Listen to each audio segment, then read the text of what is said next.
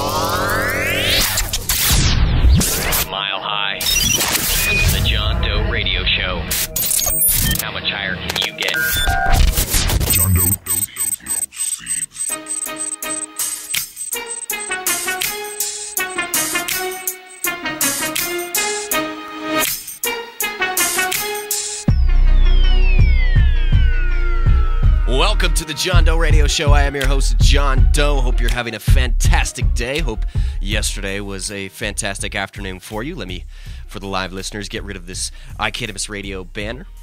Not that it shouldn't stay up over my face the whole show, but let's get rid of it for now. All right.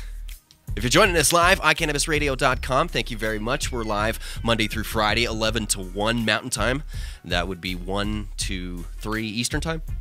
1 to 3 Eastern Time, 10 to 12 on the West Coast, and then the rest of the world is on their own. I can't keep track. The rest of the world is on their own? As far as knowing when we're on live. Yeah, you have to look in your own time zone.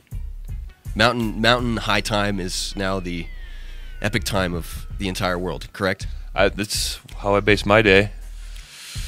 The Mile High, baby. All right, today we have a special guest that's going to be in the studio with us. Ethan from Rooster Magazine is going to make his way down. I think he lives up in Boulder. and going to hang out with us, and we're going to be part of the Cannabis Classic, the second Cannabis Classic. And you're to the bike to my left here is going to be judging some of the edibles. That's Are you gonna excited? be fun. Yeah, I can't wait. I love edibles. Edibles. Yeah, I figured you would love edibles. So when he suggested that, I was like, that is the man. Do it. You don't like edibles. I'm really picky with my edibles. That's the problem. I'm just picky with them. When you're judging a contest, you can't be picky. You got to eat. So. Well, that's why, I don't know, it might be good if I judge it. If something comes across as extremely, like, wow. I'm up. I'm gonna eat something as soon as he gets here. I did take a CBD pill before. Before today, or before the show started? Oh, before the show started. Okay. Yeah. That was just to settle your nerves. Yeah. I just read something recently saying like eating less than 1/10 of a gram of CBD oil per day, just it is a relaxant. It just calms your nerves, and you seem much more relaxed today. So. Yeah, I have to say it's working. Yesterday, I don't know what the heck was up with me, man. I was just jumbled all over the place. Anyway, but yeah. You had your earphones in the wrong ears, so earphones in the wrong ear. Coming across backwards. Everything was ass backwards. But yeah, Ethan from Rooster Magazine. This magazine here in Denver and Boulder. It's a free magazine that people can pick up, and they support medical marijuana quite a bit. And I'm sure when the legalization situation pans out, and that's Rooster Magazine right there on the front. Medical marijuana lifestyle magazine. Yeah, I'm catering to our live audience. Yeah, cannabisradio.com audience. And anybody that wants to go watch the show on YouTube, you can go to iCannabis Radio's YouTube and watch us on video there. So I'm looking forward to judging this. Have you ever judged anything in your entire life? And we'll talk more about the Cannabis Classic and its history last year, and more about what the magazine is. And yeah. But have you ever judged anything? I've judged a few things. Yeah, why don't you tell us what you judged? Because I can't think of what I judged. You can't think of anything? You've never done anything? Nothing official. What would you look for though if you're judging edibles, which you're going to be judging edibles quite a bit here in the coming? Well, I guess days. it would be more what I look for in flavor, as far as nasty, gritty can of butter flavor that a lot of people tend to use. But we'll see. I guess the overwhelming can of butter flavor is not something I like. So if you miss a day here in the next the next week or so, then I'll just assume that you're knocked out from one of the edibles. How many edibles am I eating? I have no clue, dude. This is, I'll make it. I'll just be a tool sitting here drooling. I have no clue how many samples there's going to be dropped off, but we'll find out here in just a little bit. So, man, that is a bright light off of there. Sorry, everybody. Let's see if I can scoot that over here a little bit. All right, there we go. That might help a little bit. I looked over and it was like there was a flare coming off of my hat there. It was just so bright in the background. That light right there. Hey, would you actually go turn that light up? Not like up, but I mean actually grab it and burn your entire hand off. All right, iCannabisRadio.com, catering to the audience. We'll go up. So what have you judged? I've judged a few things. We went out to Aspen, and I judged this event out in Aspen. Yeah, I don't think it's gonna matter. Thank you. Judged this event out in Aspen. I can't exactly remember the name of it. It was quite a while ago. It's all good, man. We got there, and this is maybe a good reason why I wouldn't give the name, because I think it's the contest in Aspen has improved. I wish I could give the name so that I could say, hey, thanks for improving the contest. Try and find it for me. Yes. That'd be awesome. Thank you very much. What is it called? I'm asking you. Aspen is a cannabis contest in Aspen. I should know what it is, but I don't. Anyway, we got there, and the samples were, I mean, not complaining by a whole lot here, but because obviously, we were smoking greens, but people paid a good amount to go and judge this contest, I think. We didn't necessarily, but I was there to kind of report on it and I got to smoke a lot of free greens, and ended up getting in on the judging. It was sort of like poorly put together at first. There was we didn't get all the samples. You know what I'm saying? Like not everything wasn't judged by everybody. Debilitating and getting a good score. Yeah, dude. So that was slightly an issue. I'm pretty sure who won that contest that year though was the dispensary in Steamboat. Is it the best weed in the West contest? Best weed in the West? No, I don't think that's it. May have changed the name. We did that one. I mean, I guess maybe you could say that. I don't know. I've had the fortunate ability to be in the High Times suite a few times while they were judging, so I didn't necessarily judge. That was pretty cool. With all the samples for the cup? Yeah, with all the samples from the cup. So I got to check out a lot of the samples from the cup. I think it was like 2 years ago or whatever. Maybe the first or second Cannabis Cup we had here. And that was fun. A lot of concentrates that I got to see that year. That was like one of the first years that it really exploded. And even the High Times staff. Yesterday, if you'd like to listen, Danny Danko was on the show, High Times senior cultivation editor. Even the High Times staff was like, that's when they started going, oh my goodness. This is like the Earl capital almost, And a few of them did kind of say that. Not kind of say that. A few of them did say that. So that was a few years ago, though, and I know California has got tons of hash makers in it. So, but just the sheer density of Earl smokers here is quite overwhelming sometimes.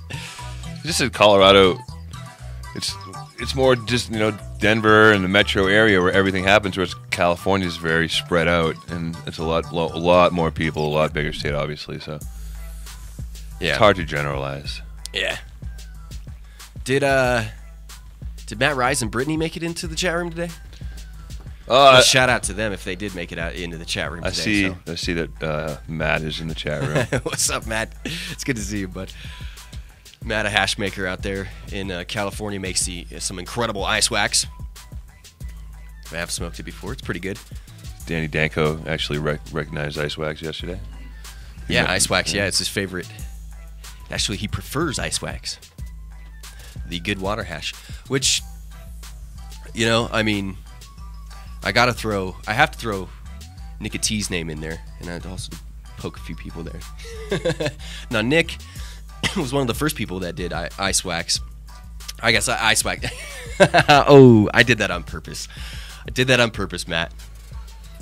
No, to do the solventless wax is what it was. So we brought Nick on, and Nick was on the show quite a bit here. So he's become quite popular in the community. Matt's wax is insanely popular in the community. So I'm sure at some point in time, I'll invite Matt on and ask him if he wants to come on the show and talk about hash. He has an open invite. Complete open invite here on John Doe Radio. That goes for pretty much anybody that's ever been on the John Doe Radio show that wants to talk about, anything. Everybody's invited back on to, like, bullshiz with us if they have a new product or if... Matt says yee. He says yee? Yeah, let's just say that's yes. Yee! That's good times. All right, anyway, I'm looking forward to the next just month and a half. 2 months, dude. It's going to be just absolutely insane. It's only the 8th of March, and things are already kind of starting to kick up when it comes to the 420 festivities and some of the contests and the hype. I heard that the Red Rock show, yes, did sell out 100%. It's sold out. That's the Cypress Hill Slightly Stupid contest. We heard a concert. A rumor today. A possible rumor today. More than a rumor. Yeah, but it is a rumor, but it's not official yet. But go ahead. You can run with it. It's yours. It's all you. It's yours. No. We are from a very reliable source. It's not official yet, and we're probably announcing it before they are. But hopefully no one from High Times is listening because we want to call them afterwards. No. High Times is bringing Snoop to Denver for the Cup. I don't know. We heard High Times was bringing Snoop to Denver. In what capacity? But now, if that's just rumor, I'm going to be eating my shoe. I'm going to throw my shoe at you. I'm kidding. I'm not going to throw anything at you. I'm trapped in this corner. You see me underneath the table. Oh my God! You don't want me throwing my shoe? Yeah. Much bigger. It would be like, that would be possibly like a boulder coming in at my head. It might kill me. It could with my foot in it for sure. Stepping on your throat and whatnot. I really am pushing my luck here. I'm sorry, man. Uh-oh, he's getting back from the table. All right, dude. So that would be awesome. That would be incredible. And really fun. And I don't know why. Who wouldn't want to be here for 420, right? Dude, it's going to be insane this year. It's going to be absolutely crazy. Are you looking forward to anything? I'm going to try and find out here what we're going to be doing very, very soon for 420. So I want to know whether we're going to be going up to Red Rocks, whether we're going to be going to Method Man, whether we're going to be going to some other show. What we're doing? The High Times situation. What JDR's doing? Yeah, what we're doing. I know during the... Well, let me know, because I have no idea what we're doing. Well, during the Cup, we're going to be broadcasting at least at some point. Sure. And then after that, I'm not sure exactly what we'll be doing as far as like post-concert stuff, like cool shiz, interviews. We're gonna line up some giveaways too. That always gets people excited. Yeah, you get some stuff. I wanted to get a few days under my belt and get a little bit comfortable with the show, more comfortable with the show. I'm feeling pretty good here. I think we had a good week. Congratulations, you guys. Made it through your first week on John Doe Radio. Still have an hour and a half, hour and 45 minutes. Through the ass hattery that I bring to this situation. Appreciate it. You guys are awesome. But no, we did. We made it through a first week here, so I'm proud of that. And it's going to be fun. This next week, we trying to plan out some more stuff and expand it. Interviews and the stuff we talk about. And get more in-depth with you. It'd be cool to have some guest hosts in with us. For sure. Especially around 420. I know usually the guy... What? I put it out there to a couple people this morning that definitely interested in coming in soon. I'll let you know who that is later. But okay, cool. I got shit in mind. Yeah, I know around the Cup, there'll be High Times staff that'll be in town. There'll be tons of people that are in town for the Cup. So I'm going to try to pull as many strings as I can, whether anything happens or not. I'm sure that we'll get somebody like Danny or Bobby Black, Rick Cusick, somebody, all those guys. If not, I'm thinking of like a million names right now that we could possibly get during that weekend. So listeners, if listeners want to stop by, if you're in town for 420, I know a lot of people are coming here for the festivities. That if you listen to the show, that listen to Russ Belleville's show, that listen to iCannabis Radio, some of the other shows, which you can find out at iCannabisRadio.com, and schedule and everything else. Last night, Overgrow the Radio, a few other shows happening. Make sure you check it out. But yeah, it's gonna be fun, dude. This next month is gonna be really fun. We'll try and make it as cool as we can, and like you said, looking for giveaways and getting back in with our products. I'm eager to play our giveaway liners. Come up with some cool games or some contests or something. Not just giving stuff away. Yeah, exactly. We got to come up with contests, and I don't mind just randomly giving stuff away either. That's a lot of time how I just did it. Eeny, meeny, miny, mowed it. A few times we've done like stoner stories. What else have we done? I can't quite remember. It's been a while. Whole year at least. But speaking of goodies, you were talking about here for the past week getting yourself a brand new piece, and one of the first names you said to me struck me as like, wow, that's pretty amazing. You're talking about getting a Ham piece. Ham, I know Ham from. I actually got to meet him out in Champs. Not this last time in February, but the time before that. And he was in the gallery at Champs, so we were just sitting there talking back and forth. And he does a lot of non-functional glass art. Right. When I first asked you if you knew who he was, because I had just heard of him recently. I said, you know who Ham is, and you said, oh yeah, he does amazing like sculpture or non-functional art. I'm like, well, what do you know about his recyclers? Because that's what someone turned me on to. That definitely has my attention. Yeah, recyclers, dude, are something that are quite popular right now. The water kind of you have your reservoir kind of like down your perk where your perk is and all the water, and then it usually goes up and like around and down and is kept away. It's like a perk system. It's kind of what it is, really. It's beautiful to look at, even just how they made it, and when you see them working, it's even cooler. Yeah, search recycler glass. Let me see what's the best recycler. The Contrabeso one is really cool too. Yeah, just let's see here. Sovereignty has a recycler. You can also go to aqualab.com, search like Aqualab recycler, and you can see what a few different of the models they have available. The thing about recyclers is that, to me, some of them don't look like they work all that well. Like, to me, it looks like they just... I won't throw anybody out right now, but to me, sometimes it looks like there's a big reservoir here, and it just comes up and around. I mean, it doesn't look like it really has a lot of water moving in some parts of it. But then there's other ones, like, I think I've seen the one that you were talking about, and a few of Ham's, where it's just like comes up,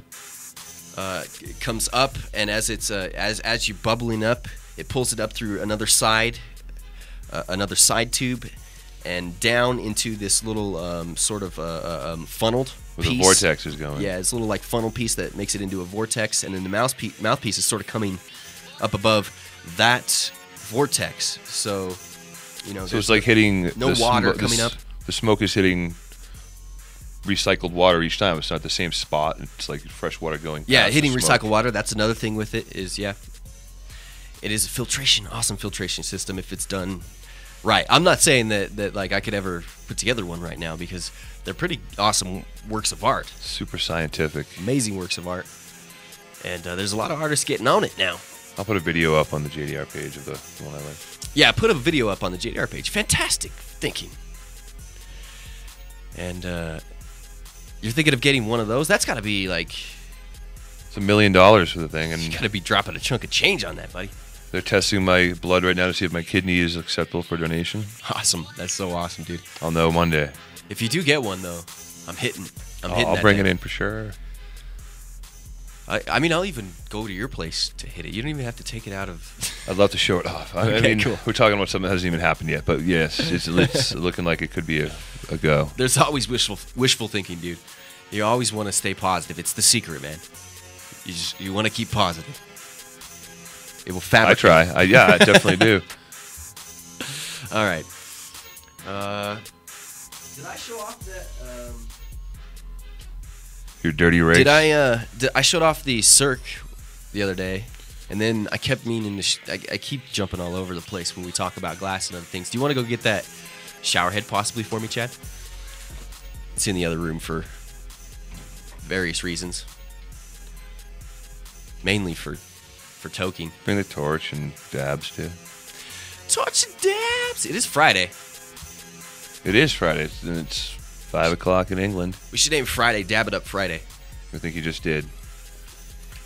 I do have news for you today. We're just kind of laid back chilling. I wanted to bullshit with Bike here a little bit and get to know him a little bit better and conversate back and forth about stuff less than, well, not less than news, but less serious than news. All right. This is possibly the last one right now I'll have to show off. But this is still dirty. I'm not the most proud of this one being dirty either. It's a little shower head. This one I can't say I did put together all by myself. I'm sure that I had a lot of help from people looking over my shoulder. Actually, I'm not sure how much help I had in this one. Top does look a little funky right here. iCannabisRadio.com if you'd like to check out the video that we have going on right now. People listening to the podcast to audio, make sure you check us out. 11 to 1 Mountain Time, iCannabisRadio.com. It's awesome. I just got a message from my buddy. He said he's heading over to Ham's shop today. Oh, yeah? and he's gonna see if he can work a deal for me. So direct from Ham, then, huh? Ham, the godfather of recyclers, as he calls him. Really? That's what my buddy's calling him right here. Buddy's calling him. Buddy's calling him. Straight out of Eugene, Oregon. Do you have a favorite glass artist? Do I personally? No, I don't know glass well enough. I mean, I like a lot of glass I see. There's a lot of glass I don't like. But I mean, that's just personal taste. What don't you like in glass? What's I really like clear glass a lot. I really like clear glass a lot too. When it comes to colors, scientific, as they say. Okay, I don't like these dark gray, dark green, like these. I don't even know how to describe it, and I don't want to say a lot what I don't like because I don't want to talk shit about anyone's work. And again, it's just personal. Dude, opinion. I mean that's you know, I'll tell you what. Art. We're talking about art here. I'll tell you what. So I mean, it's not that you don't necessarily appreciate what they're doing and how it's put together and all that. It's just that it's not necessarily your cup of tea. That's perfectly fine. You can. No one's gonna hate on you for that. Well, I didn't. Unless you say you absolutely hate somebody's work. This work makes me angry. I'll tell you what. I did not like the color slime when it first came out. Neither did I. It looked really janky. It looked cheesy. It looked like plastic. But Joel Halen made it look good. Joel Halen did make it look. I don't know who it was, but I've definitely seen it used very nicely, and I've seen a few. And it's Sublime is another cool color too, if used properly. It's one of those greens. It's not as translucent, I think, as slime, if I'm correct. So, do you have a favorite color then? No. I like. There's a lot of colors I like. We'll have to bring in on one of these Glass Tuesdays a few of the color guides from like North Star, or like we were talking about the other day with Shelbo making the awesome. I like primary colors. Troll things a lot. God, canary yellow. The Crayolas look really cool when you encase them. I like a encased Crayola when it's put. Crayola is a style of color. Yeah, Crayolas. Like we talked about it with Tricky, the type of colors that are just regular Crayola colors, and these didn't even exist until. That's what I was talking about with you. That colors and these techniques and the style of Boro glasswork is brand new. I mean, glassworking has been around for a very long time, but these Crayola colors, they're brand new colors. When it come down to it, when you think in the scheme of time, they're not that old at all. I'm not exactly sure what year they came out, but it's post 19. Let's see here. I'm gonna Google this because I don't want to. I should know some of this stuff. What is the first time you saw an oil rig? First time I saw an oil rig? How long ago? First time the first time I think that I saw an oil rig was, I think it was over at Marijuana Radio when I first saw the first introduction into rigs and things like that.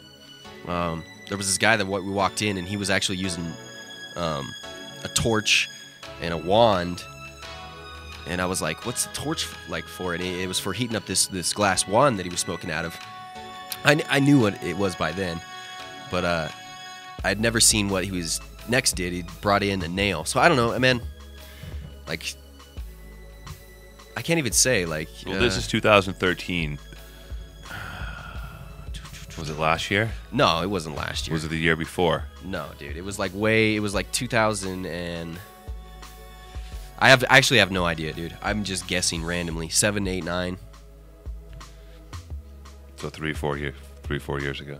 It's been way long. It's been maybe longer than that. I don't know, dude. I'll have to think about it. You're asking me questions. I'm supposed to ask you questions. I'll think about it and I'll find out. Right on. Whoa. Yeah, way the low. mic wasn't even on. What? Oh, I was gonna say, mine was over at your house. That skillet that you had. That's the first time I used any kind of oil rig, and it's a bit weird because I used the skillet and then didn't see much of them anymore. Skillets? That's yeah. because they're dangerous. And everything just like pops and slides right off of it. That was awesome. They're horribly dangerous, man. They do make some skillets now that are like sort of concaved in a little bit,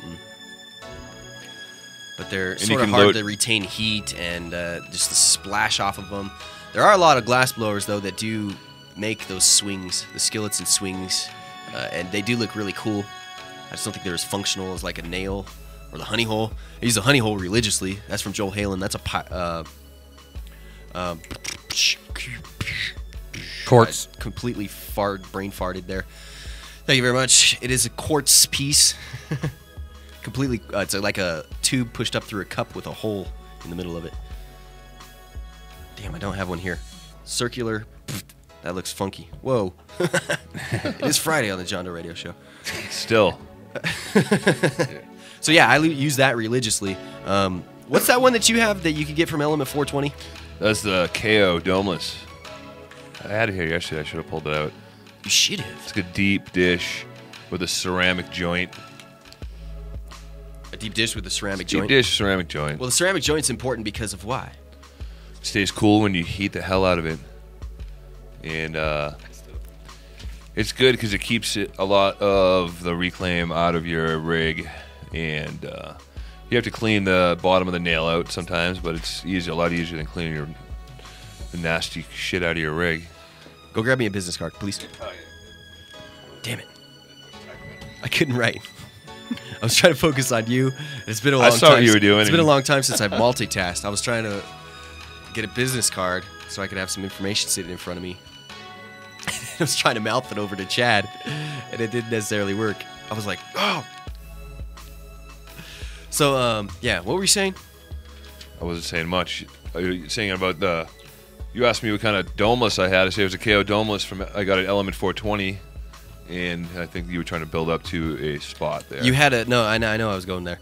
But I wanted to talk about the ceramic thing. Did you mention why the ceramic thing was oh, yes, because... I wasn't even listening. When you're heating the hell out of your titanium nail with the torch, the ceramic will stay cool. And the ceramic is what's touching the glass. Yeah, it's... I really don't like using nails on my pieces, man. It will crack your piece. So you just make... It will crack your joint. What do you like using to smoke wax with? I like using the Pyrex. I think it's a little bit gentler. Pyrex what? A honey hole. Oh, okay. Pyrex honey hole. See that right there I'm showing in iCannabisRadio.com on the video is, this joint on here. The direct inject joint is slightly cracked right there. And once I saw it's cracked, I haven't used this piece very much.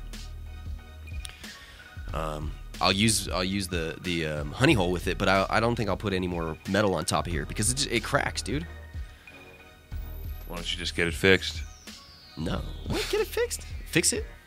What? I mean, dude, why not? It's like at least $100 a lot of the time to fix it. I mean, I could try and fix it myself. It's hard to fix pieces a lot of the time. There's a lot of glass right here. This is one of my first pieces that I did. If I were to put this back in the kiln, there's a good chance that this thing were to crack because it was put together not great. The bottom's all smashed. There's a lot of glass around here in this.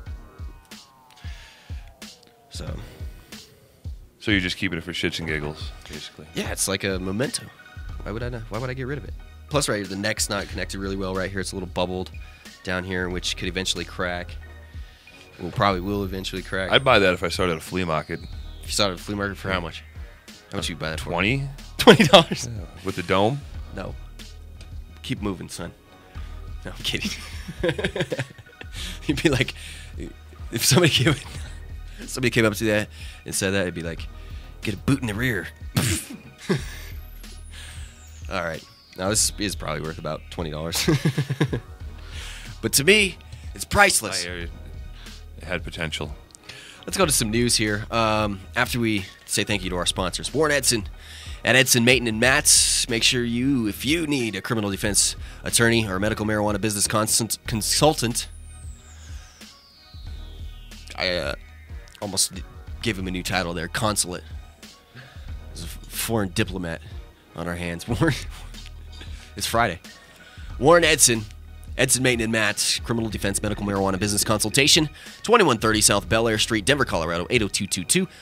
2130 South Bel Air Street, Denver, Colorado, 80222, 303-831-8188, 303-831-8188. Warren is on the show a lot to talk about what's going on here in Colorado. He's also, today, appears in one of our stories, am I correct? Yep. He was on one of the Westward stories, I think. He was on one of the Westward ones? Which one? Pretty sure. Let me get back to that real quick. Oh, yeah. I thought you kept that one up. I had a couple different stories up here. Yeah, grab that one again. But yeah, we'll get Warren in here. I think a lot of time on Mondays he'll come in.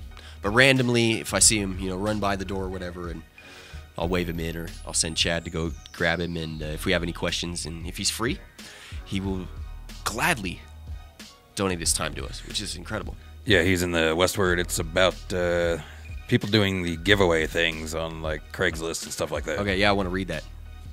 Coming up. I'll look for that here on the Westward in just a second. All right, and also big thanks to Alex and everybody over at Element 420. Have you picked any more oil from them? Didn't you go see them the other day? Yeah, it was just we had to have a chat, but I didn't get any oil. I haven't had it in about a week. I'm due. Fantastic CO2 oil, good buds, fantastic buds. 82 South Federal Boulevard, Element 420, and Evo Lab. 303-945-4774, 303-945-4774, 82 South Federal, Element 420. They have a huge selection, a massive selection usually, compared to everybody else. You would say that usually when you go into a shop, you still even have times where you go into a shop now and they only have like one or two selections of extract available, and maybe it looks like this wax and other stuff looks like this weird oily goo stuff, and you're like, oh god, I'll choose the wax. And there's still places like that and it's not even labeled. Plenty. There's a lot of. You don't even know what it is. Most of the CO2 places is just CO2 oil, just mixed. Some will say indica, some will say sativa. A lot of it is just CO2 oil. This is all strain specific. Strain specific, that's what you want to get. Nug Run. I like Shatter. It's my personal preference of BHO to smoke. But the CO2 This is oil, nice for a change. CO2 oil is fantastic to smoke if you're worried about anything that BHO has in it, or if you want to smoke something that's just a fantastic product. And a wide selection. That's where I was getting to.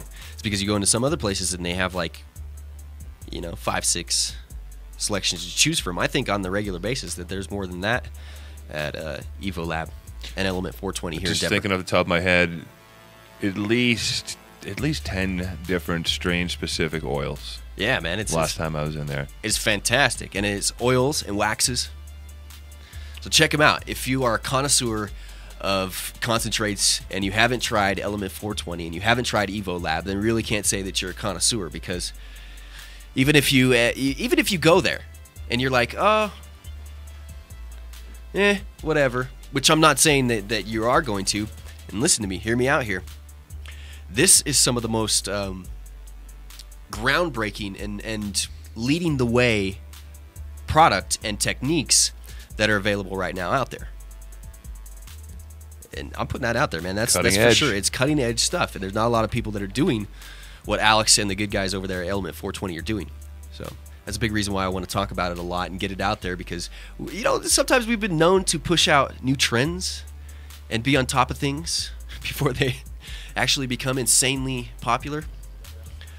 I'm playing us up quite a bit there. No need to play it up. It's really good oil. No, we do pick some of the best people to work with, and we do get to experience, the best of the best. And I'm saying this is the best of the best. All right, news.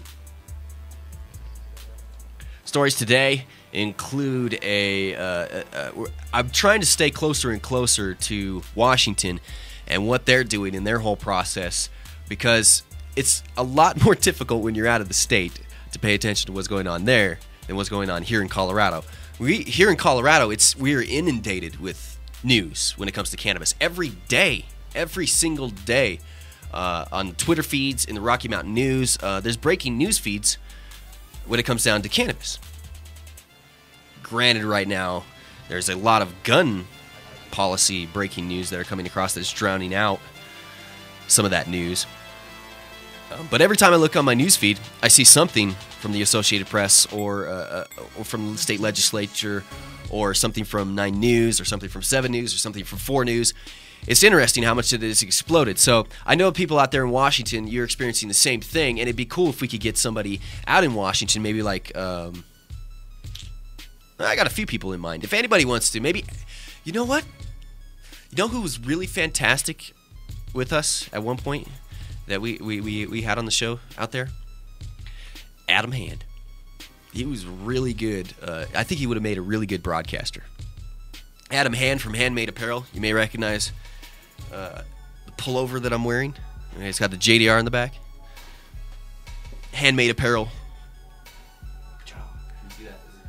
Yep, that's good stuff. All right, at cannabisradio.com. You could have saw the back of my JDR, little fist up in the air thing there. Reflective. The logo. Reflective. It is reflective, dude, even during the day. It's like bling. Ruins camera shots all the time.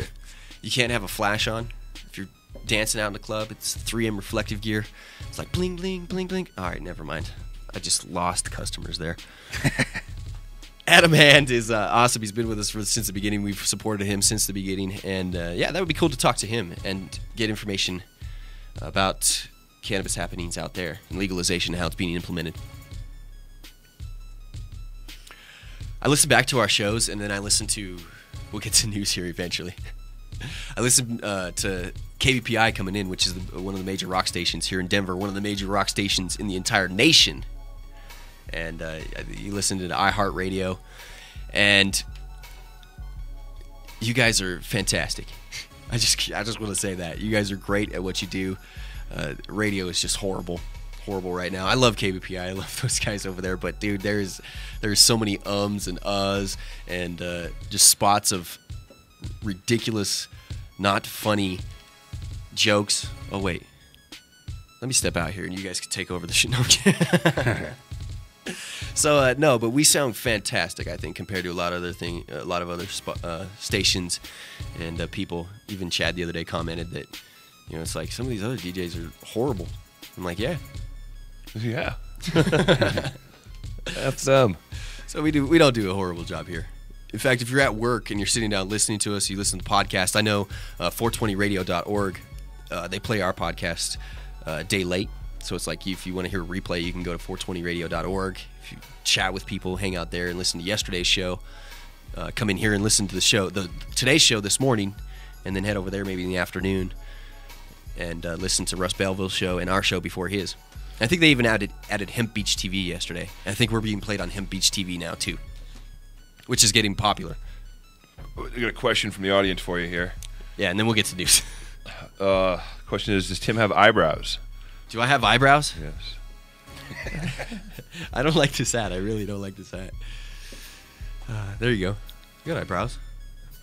He does. There, I'll wear my hat right there. I got big ears, too. All right. About 200 people attended a marijuana forum Thursday night in Bremerton. The last of 8 state liquor control board. The last of 8. It's really horrible. Where's Bremerton? Bremerton is in Washington. Bremerton County, I'm sure, is what it is. Or maybe it's... No. It's in Washington, all right? That's all I needed to hear. Thank you. I dig holes so big. It's Could not have even Googled funny. it faster than you answered that. I know. I just dig a hole big enough and then wait for it to rain. It's not a county. And then swim to the top. It's a city. All right, yeah, I figured that. After I said county, I knew I was probably an idiot because they don't usually put counties at the beginning of the sentence. Anyway. About 200 people attended the marijuana forum Thursday. The last of 8 Liquor Control Board has held around the state as it prepares to draft licensing regulations. The Kitsap Sun reports speakers asked for rules that would allow a marijuana cottage industry rather than a few corporate producers and a black market. Others expressed concerns about high taxes, the marijuana blood limit for driving, and exposing drug use to children. Of course, we knew that was going to be in there. Under Initiative 502, approved by voters in November, the board is drafting rules for licensing marijuana producers, processors, and retailers. Legal sales of marijuana for recreational use should start in December. So that is a faster timeline than what we have here in Colorado. I was told differently. That's how little I've, been able to.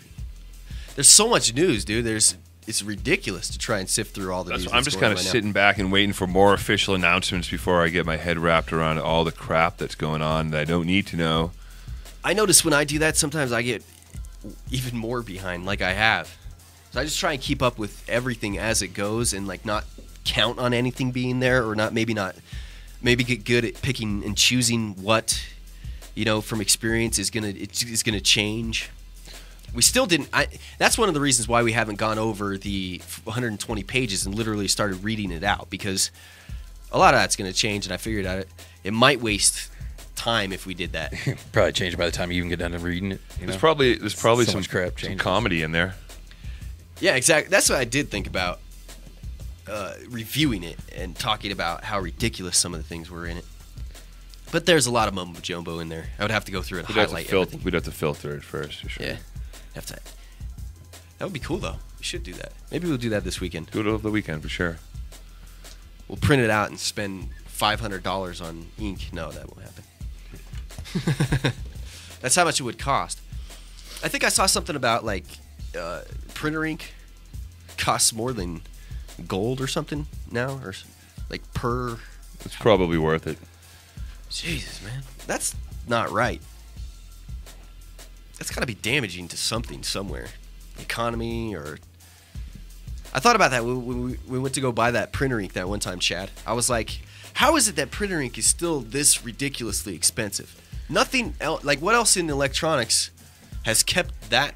I mean, high-end computers and stuff have, kept their values. But for the most part, affordable computers, electronics, CD players, even Blu-rays are going out right now. Yeah, a lot of the time. How the hell is ink still so damn expensive? I know a couple people that they, instead of going to get ink, they would just go get one of those cheap printers, and it would come with ink. Yeah, and then just throw the whole printer away at the end or something, like give it to somebody else or whatever. Ink's like $70, $80, $90 sometimes for these printers, and then the printer's like $50. Yeah, and it comes with the $30. ink. So $100 for the printer, a good printer. That's stupid.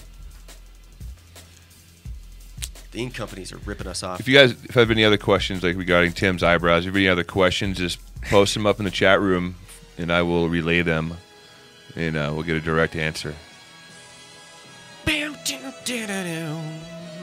Cannon. All right, Akron point guard. This is a story from ESPN.com. An interesting story because we talk about colleges here on the John Doe Radio Show a lot, or we used to talk about colleges quite a bit, college stories. More and more, cannabis became more popular, I guess you could say, more open to use. Some of these college players that are getting busted, having their lives ruined. Another perfect example of how ridiculous it is that laws are the way that they are. This man faces felony trafficking and possession charges in a situation where it could ruin him. Now, granted, it might be a bad situation for him to get himself into, but it could ruin the rest of his life for really no reason at all. And yeah, I'll defend him for that. Still though, why? See, that's a frustrating thing. When you do see situations like this. When I look back on my situation, it's like, I didn't have as much to lose as this person. But why would you? If you're gonna be like maybe a big star, or you're gonna be playing basketball in the NBA, or if you're gonna be having a full ride scholarship going through college, have a spotlight on you. I mean, I guess it's the same decision that all of us make when it comes down to it. Trying to get our hustle on, trying to make money, or just smoke. A lot of people just deal to smoke. It's like, I'm gonna deal just to make money to get free weed. Free weed. Cheap weed.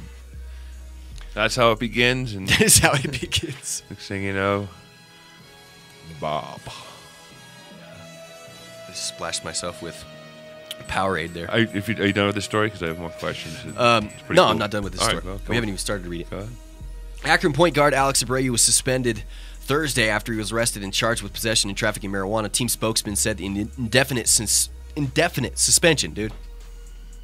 So say you're some big star player in college basketball, you get into trouble for smoking weed. Maybe it's not even something that you had a part of. Maybe you got falsely accused of something. Worst case scenario, you got falsely accused of something you had nothing to do with. You're innocent, and it just ruins you. You're suspended indefinitely. You miss like so many games that you're out of the contention for NBA. There's a lot of teams right now that, because of media scrutiny, aren't going to take you on, or when they have felony issues. Warren Edson passing by. Hey. The felony issues, like in the NFL, you have players that have been suspended because of conduct, because of off the field issues, and been suspended for like a year. Michael Vick's situation is an example. The guy that shot himself in the leg of the Giants, that's an example. I'm sure there's been more recent examples. But in college basketball, these college athletes are, they're not necessarily making a ton of money. Not all of them. There's a very, very, very small portion of these people. There's an interesting film that I just watched, and which backs this topic up, and it's called Broke, the 30 for 30 on ESPN films, and you can go check that out on Netflix. And it's a pretty good film if you're interested in sports and why athletes go broke. I think that's pretty obvious, but it's a great watch. But in college basketball, athletes are not allowed to be compensated. It's illegal and against NCAA violations. You could be heavily fined for it. Ways around have that. Your Heisman taken away. But anyway, there's rules that when you're a high school athlete that you don't necessarily know how to manage your money. You don't have a lot of money, and then that whole transfer over from there's a big, for a lot of people, there's a big, especially in this industry, there has been a big wall that they've hurdled over at a certain point in time. It's like all of a sudden you were doing this felony drug deals, being a part of the street, whatever you want to call it. That's to make it sound so horrible. But then all of a sudden one day, marijuana's legal. Medical marijuana's legal. You're allowed to possibly open a business. So there's this little bit of a curve, that comes from that whole illegal side of things that you curve over into the legal side of things. Now, if you're a high school basketball player, you're a high school football player, you're anything, and you're coming up.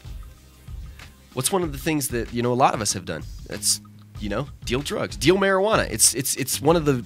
I would deal marijuana, but I wouldn't deal heroin. Lots of people would deal marijuana, but they wouldn't deal heroin. So where I'm trying to eventually go with this is that it's just one of those things that overly punished, that people are looked down upon, their lives ruined. There needs to be, where I was going with that whole college football and basketball thing. There needs to be overhauls to prevent athletes from getting into situations like this. Better money programs in the NCAA. I'd like to see, to discourage people from selling drugs. I think that the wellness programs in the NCAA for athletes and their shift from certain lifestyles that they're expected to live in, that's where I was eventually going with all this stuff. Now it's started to come together. Their lifestyle that they're expected to live up to doesn't necessarily meet their income value, so it pushes them into a situation where it doesn't really work out. And then when they get into the NBA, which is what this Broke film talked about, they don't know how to manage their money. In the NFL, they don't know how to manage their money because in college they didn't, they weren't. So you're saying that the NCAA, these schools should have a course for. Well, they should have that, but I also think that teach people who are going to be ballers how to spend their money better. That should happen, but they should also possibly be compensated. I don't think that it's wrong necessarily for get the Mercedes, don't get the Rolls Royce. For athletes to be put in that situation, taken care of. Now, I'm not saying that we need to cater to them fully. This is not like babying them, telling them that they should make, make smart decisions either way. It's not just because they're we need to do this so they can stop doing bad things. No, that's not it. It's just a better transfer from one position to the other. And the situation with drugs is, it's a fact in other states that there's still a high price on cannabis, high-end cannabis. And trafficking cannabis from Colorado, California, Montana, Washington, Oregon, Michigan. It's big trade. pretty enticing too. Cash crop. Especially if you have people that have money to put up front, you know. If you're an athlete and you've got people sitting in front of you, you know, yes men, that are trying to like give you money or drugs or whatever it is, that's another reason why. It's because it creates a black market, I think, in college. That includes drugs, payoffs, all this other stuff. How we got into that, I don't know. It's Friday, random Friday. 21-year-old Abreu, getting back to the end of this, is being held in the Summit County Jail. Each of 2 charges he faces is a third-degree felony. One of the best performers of Akron's basketball team, finishing with 21 points his last game, 9 assists in an 86-72 victory over Ohio in February. It's just frustrating to hear. That's why I wanted to bring this up, because it's ruining another person's life. All right, anyway, what was another question? Get on to another one. Question from the chat. Oh, it's from the chat room. Nailing on me, probably. No, not everything's about you, Tim.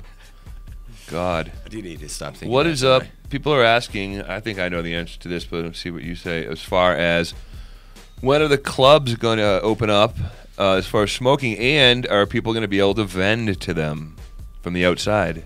We talked about that on Monday a little bit with Warren Edson and the situation that we face here in Colorado when it comes down to it. When it comes down to it, licenses probably are not going to be issued for any type of cannabis business until January of 2014. So during that time, what really needs to happen is, if you're really interested in seeing canna clubs and places you can go and smoke and enjoy yourself, I would really suggest that, you know, not only people from Colorado, people from out of state, because this is a tourism situation, call into your state legislators that are going to be making up these rules here, because it is one of those things that could possibly not happen here in Colorado. They could be banned, not even allowed. So, but cannabis businesses in January of 2014, I wouldn't expect anything official to open before that. Whether something happens at the end of this year to where spots open up illegitimately, that's a whole nother thing. I'm sure there's going to be a few speakeasy type spots. Well, if they have, are you familiar with the Measure Z clubs in California? I am familiar with hash bars and stuff like that. I actually saw one of those Harlem Shake videos. I don't know what that means. You've never heard of the Harlem Shake? You have. I know you have. I've heard of people talking about it. You've never seen a Harlem Shake video? Hell no. Are you serious? I don't even want to see one right now. I'm going to leave if you put it on. I'm going to put one on. I'm probably just going to go rip a dab in the other room then. I hated them at first. At first I was like, Jesus, this is so stupid. Then we just watched so many of them, me and Chad. Yeah. I kind of liked them. Now I'm kind of back to they're stupid. Yeah, they're kind of stupid. It's just funny to see like what people come up with and what kind of crazy. It's always like it starts off, you know, like it involves a lot of humping. Yeah, somebody. It's like a lot of this. Yeah, it's some like one random person. I don't need to see that. Yeah, it's like one person doing this with like a helmet or some sort of hat on. I don't know, and then everybody else. You gotta watch it, dude. Yeah, everybody else in the background is just chilling. Listen, you have to. Well, come on. Yeah. I can't believe you've never seen the Harlem Shake. Actually, there is a stoner Harlem Shake one. That's funny. They're all doing that. We were looking at home security companies. That's an advertisement. They were all there. Stoner dude was doing the Harlem Shake thing. He was like, you know, he did the intro part. Oh no, he wasn't humping the air. He was like smoking a bowl. Yeah. And then it was like the first part of the and Harlem then when, Shake. Like the drop comes, something normally like everybody goes crazy, but this guy. Yeah. It shows him passed out on the couch, surrounded by munchies and stuff. Oh yeah. There's a Power Ranger, a guy in a pink thing, and alien, and some Asian dude. Oh, this is a horrible video of it. Let's go to this one.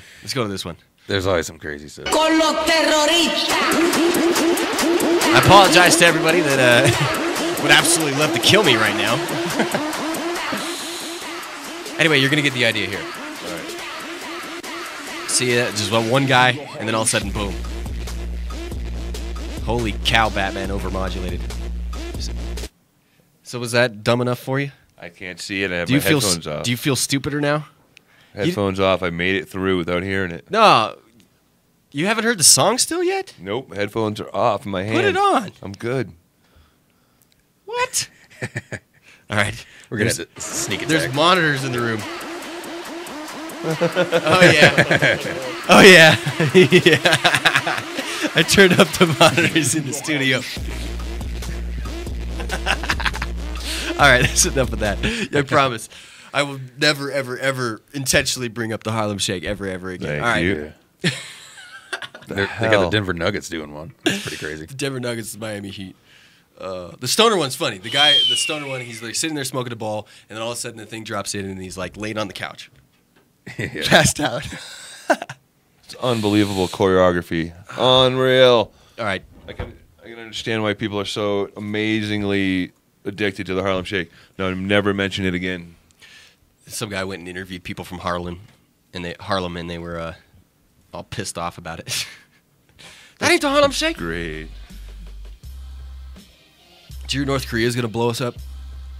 Speaking of random Friday news. When? I need to get my ham recycler fast. Because the UN put sanctions against them, and they were like, we're going to attack you with nukes. Dennis Rodman went over there recently. I used to like Dennis Rodman a lot. I used to like him. I used to watch a lot of basketball. The great diplomat, Dennis Rodman. Well, how about we just give North Korea Dennis Rodman and call it even? Because it seems like he gets along really well over there now. He got kicked out of a hotel the other day for acting like an idiot and defending the leader of North Korea. King Rodman? Yeah. The whole drone thing this week was an interesting story. I said we probably weren't going to talk about too much other news, but... If they catch you without weed, they'll just kill you with a drone, they said. If they catch you with weed, no red card. That is kind of a scary situation, if you think about it. Like, if Oh, really? nobody said no, that we will not attack an American, either abroad or in the United States. Now, it would be unconstitutional.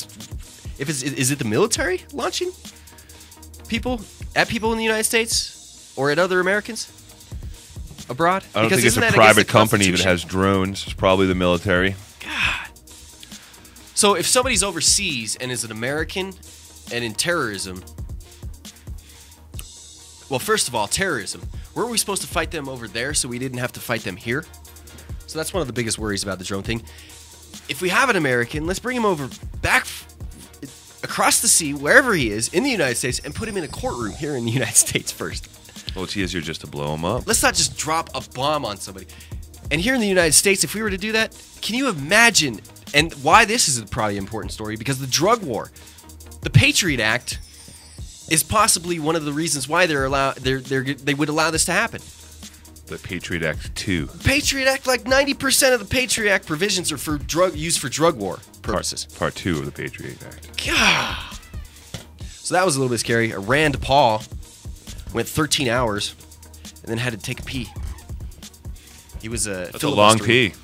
Yeah, he had to filibuster for 13 hours to get his point across. I was hoping he was going to make it the full 24. The longest filibuster has been 24 hours. It's a lot of coffee. I want to know how did he pee? Through his penis, probably, into a toilet? Yeah. Thank you very much, Mike. That was TMI. No, but I mean, if I'm gonna go in and do a filibuster, I'm gonna go all out. Could have been wearing a diaper. I don't know the guy too well. There's many ways. Some kind of prosthetic device. Texas catheter. I don't even want to know. It's just like this thing that all right. Goes into a butt. Truckers use it a lot. Back to cannabis news. DC marijuana arrests have increased. I told you, dude was going to push the envelope here. In 2011, which is frustrating because a lot of these numbers that we have are from like 2 years ago that they come out with. It takes forever for them to come out with numbers.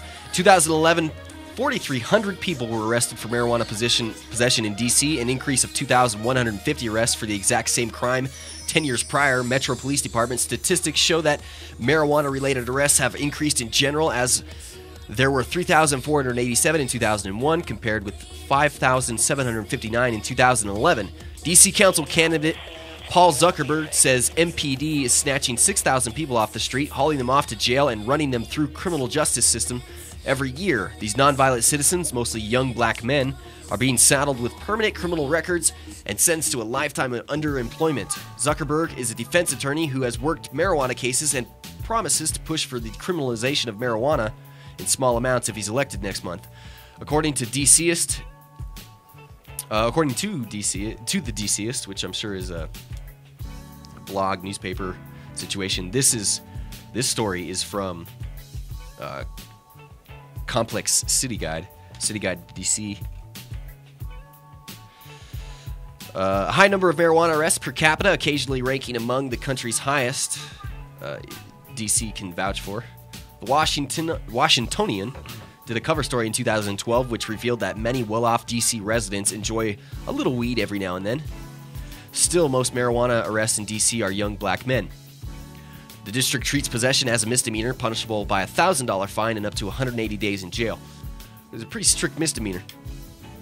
No, a lot of misdemeanors are like that. But another thing to point out here is that when DC passed medical marijuana, it passed with like 69%.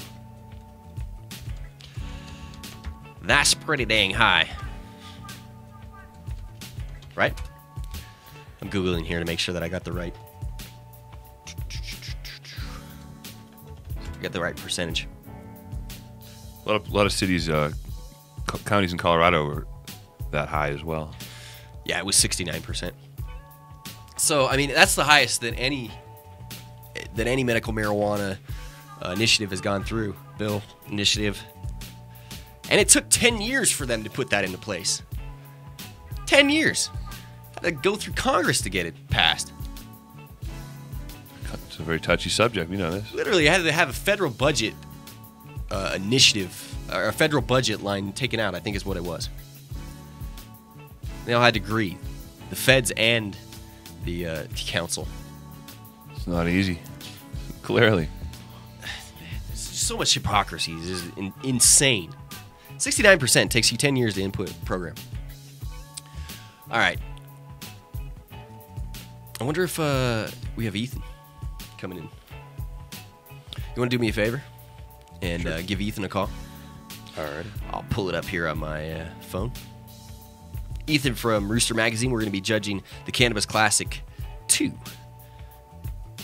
Part of the judging process. I'm going to be judging buds, and we'll all be judging buds, and I might take a taste or two of the edibles. Yeah, I might smoke some weed.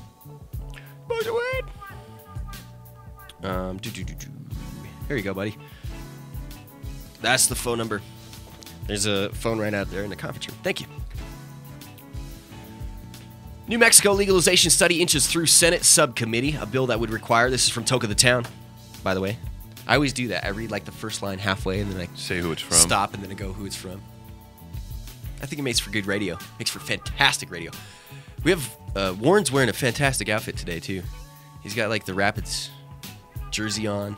He's a big Colorado Rapids fan, soccer fan. Maybe we'll even give some Rapids tickets away at some point in time. You got some? I think we can talk to him about it. If there's people listening here in Denver, want to go to a Rapids game. I think the game tomorrow is going to be played in snow. He told me they ordered an orange ball. Oh, yeah, we're supposed to get 12 inches or something. That's Yeah, we're supposed to get dumped on. Yesterday it was 70 degrees outside. And today it's going to be, or today, later in the night, be just blizzard. It's crazy. Welcome to colorful Colorado. Yeah, what's funny is that all the new people coming in here to Colorado are like posting up like crazy. Colorado's bipolar. Your weather is just bipolar. They still probably haven't seen a 4-season day yet. No, we did earlier this year.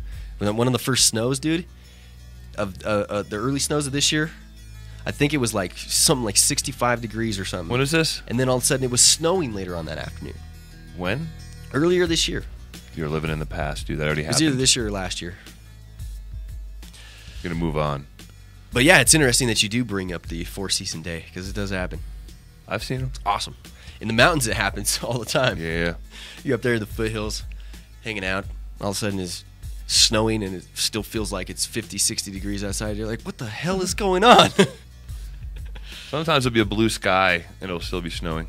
Yeah. Like, what the... Yes, back to the story here. A bill that would require the state of New Mexico to conduct an economic study on legalizing and regulating marijuana passed out of subcommittee yesterday in New Mexico and now moves on to Senate for approval. Did you get a hold of him? Okay, we may or may not have Ethan. I'm sure we'll have him on at some point in time. May have got held up somewhere. we told you about Senate Memorial 80, sponsored by State Senator Gerald Ortiz. You can learn more about it on Toke of the Town. When a number of New Mexico marijuana-related bills were announced last month, the bill passed through with bipartisan 6-to-1 majority. Legislators on both sides of the aisle want to know how taxing and regulating marijuana in New Mexico will improve our economic success as a state, said Drug Policy Alliance New Mexico Director Emily Kaltenbach. Most of the best ideas defy political labels. New Mexico seems to have a growing interest in regulating cannabis, according to a Drug Policy Alliance poll we reported on last month. 57% of polled voters said penalties and jail time need to be reduced. Let me see that phone. Go ahead and text him if you want to. He may have not known the address.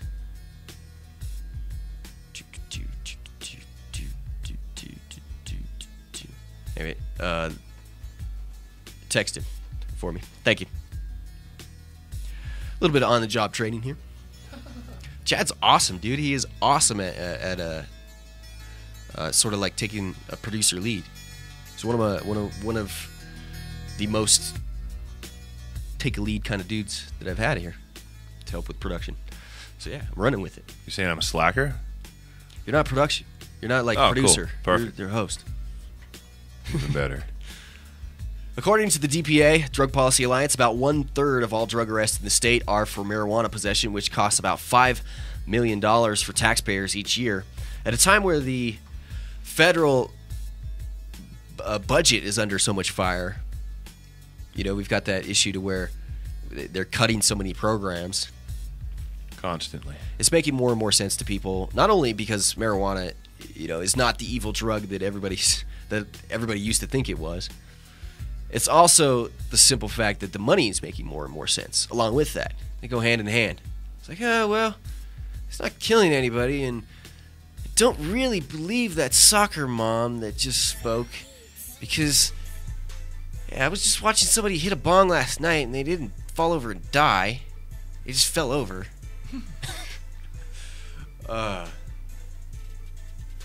Dude, I saw a story yesterday about how it was making it more and more into the public eye, and 911 was paying more and more attention to people passing out because of dabs. They were like, there's been a few stories I read. People calling 911 and saying, my friend is DTFO. Like, knock the out.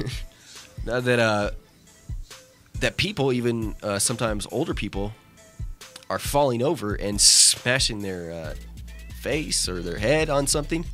That was one of my big concerns. When Help, I'm dabbed out and I can't get up. Exactly, or you hit your head or something. If I was going to pass out, the last place I would really want to go is the bathroom, dude.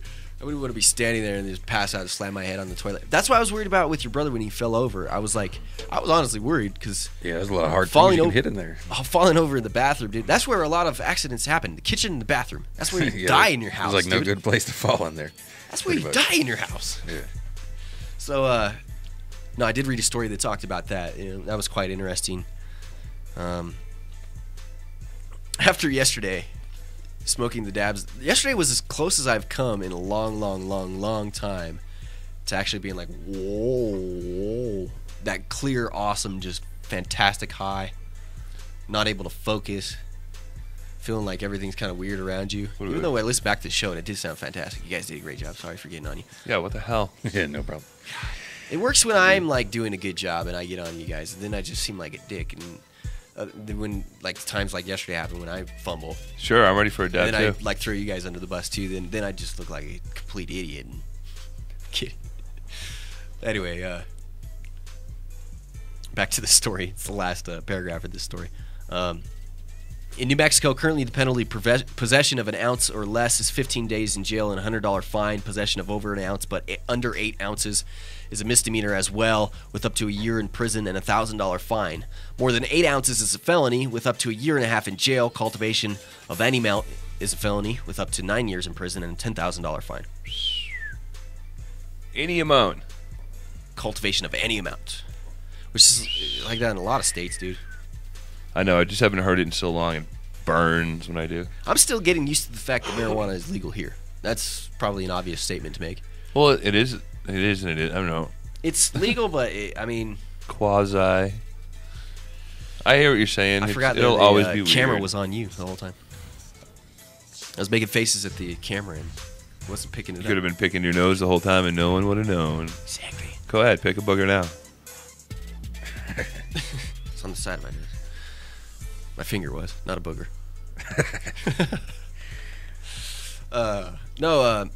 There's one state, I think it's, is it Rhode Island? There's a state called Rhode Island. There, I've heard of it. It's very small. You may not have heard of it. This is a smart ass. That you can have 5 plants and grow. It's Maine. Pretty sure it's Maine. What, as far as medical? Google that for me. Yeah, see if Maine 5-plant limit. I think you can have up to 5 plants in Maine, and it's a misdemeanor. Oh, quite a okay. felony. I hear you. Okay. Yeah, which is interesting. It's like think the leaniest non-medical marijuana, non-legalization law that there is. Been for a while. Whenever I'm going to a state, I always like to look what the laws are like there. I just don't like to go to other states. Yeah, I mean that's true too. But if I'm going to go to another state, I have to. You know. The cultivation of 5 plants or less is a Class E misdemeanor. Class E misdemeanor punishable In by... Maine? Yes, in Maine. Awesome. It's a Title 17A criminal code. Title 17A2 is 100 or more, but fewer than 500 plants. See, I'm trying to see what punishable by. Do you think that, man, if you're only in prison for marijuana, I mean, that's not good. Possession of less than... You're going to have a bad time. Possession of less than 2.5 ounces is no incarceration, maximum fine $600. Up to 8 ounces is 6 months, possible 6 months, and up to $1,000. Up to a pound, you can get a year and a $2,000 fine. Up to 20 pounds, you get 5 years and $5,000. More than 20 pounds, 10 years, $20,000. But up to a pound is still a misdemeanor in Maine. Up to a pound is still a misdemeanor? Yes, sir. Nice. And the cultivation It's is decriminalized like a mofo. But we still need to get it legal in Check places this out. like This that. is- That's the places we need to really be. Maine is pushing. a big state, and it's not huge, but there's a lot of land spread out. Anyways, this is interesting. 5 plants or less is a misdemeanor. 6 months, up to 6 months, and up to $1,000 fine. 5 to 99 plants is a misdemeanor. Up to 5 years, up to 5,000 months. We're just talking about Maine. This is Maine, yes. Okay. Oh, I just happened to see hash and concentrates here too. They have hash and concentrates? Possession of hash. listed out as a they do. penalty? It's a medical state now. The possession of hash and concentrates is Class D crime, up to 1 year and up to $2,000. But I don't think we necessarily separate it out here in Colorado.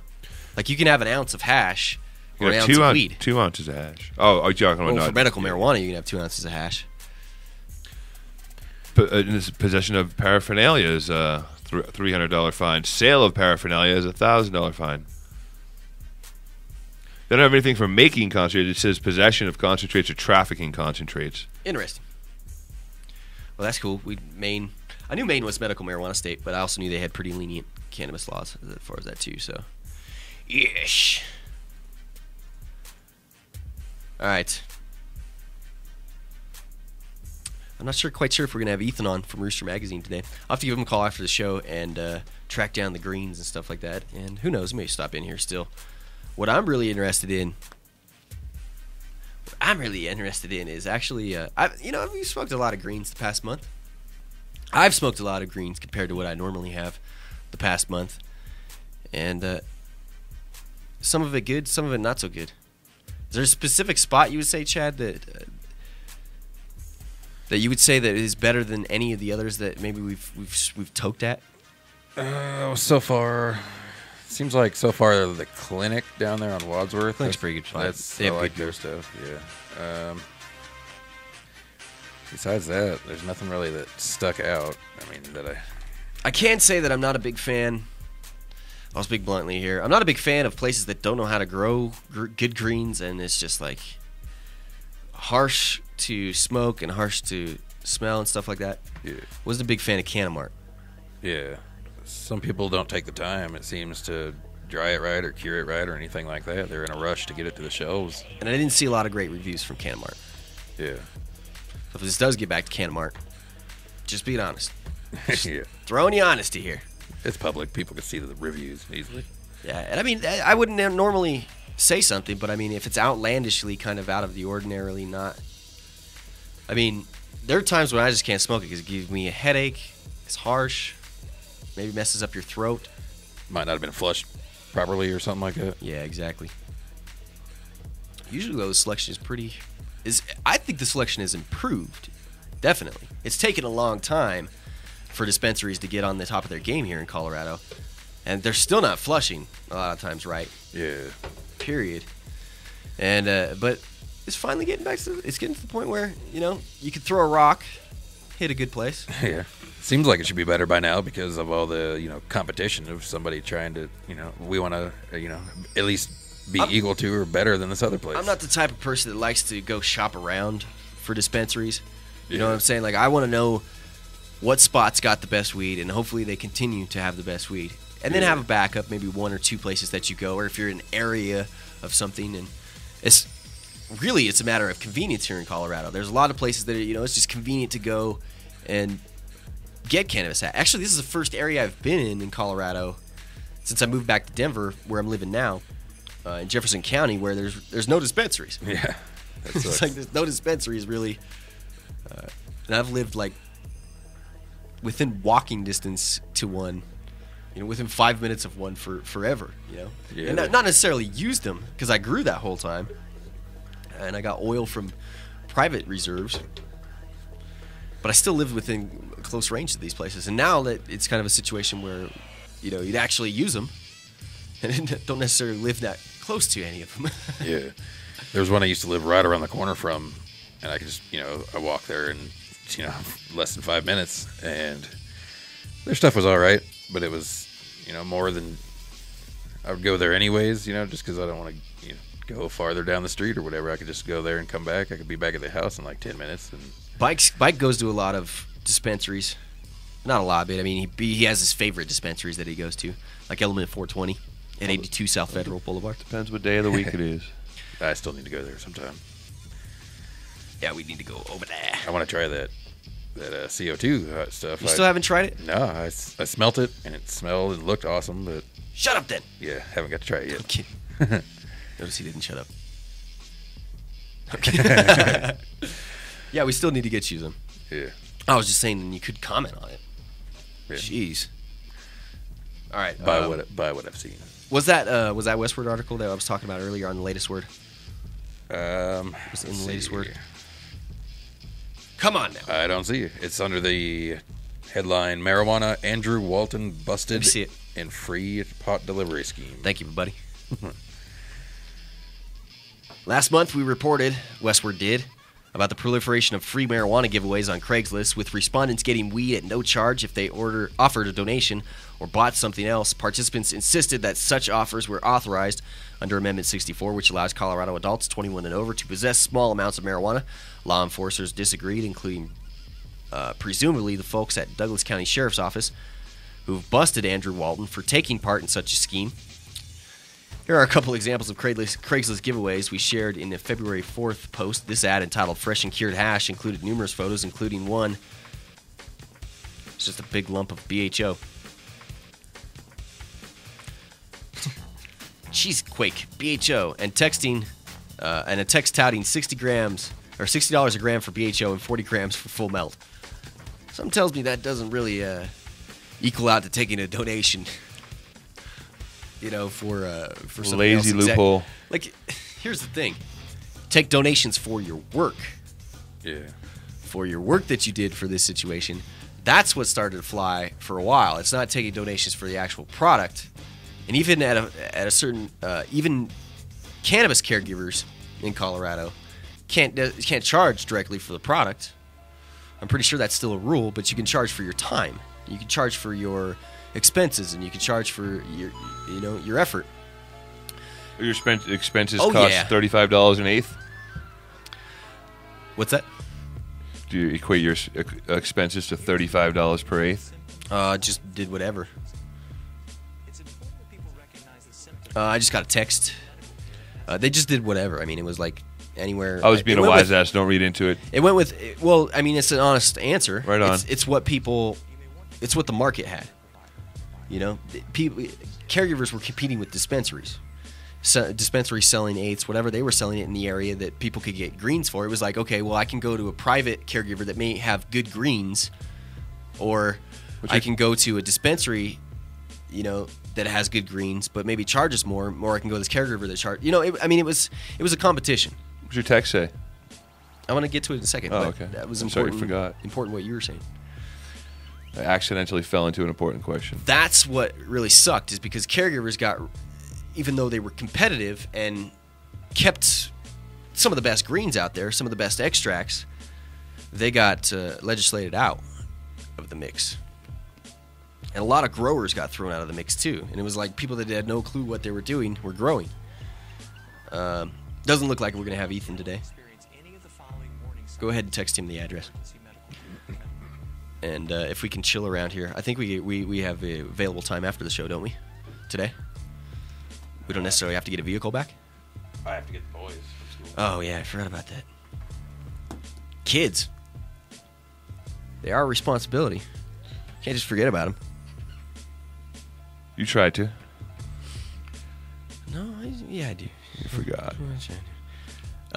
However, the items are not for sale, he said, in the ad. In the ad, the items were not for sale, even though he's charging $60 and $40 for them. I asked donations. Oh, see, did ask donations for my time, energy, ability to grow the plant, make oils, cost of butane, and for ice for hash. But if you stick a ad up and literally lists $60 a gram, it's not going to work. No, that's blatant stupidity.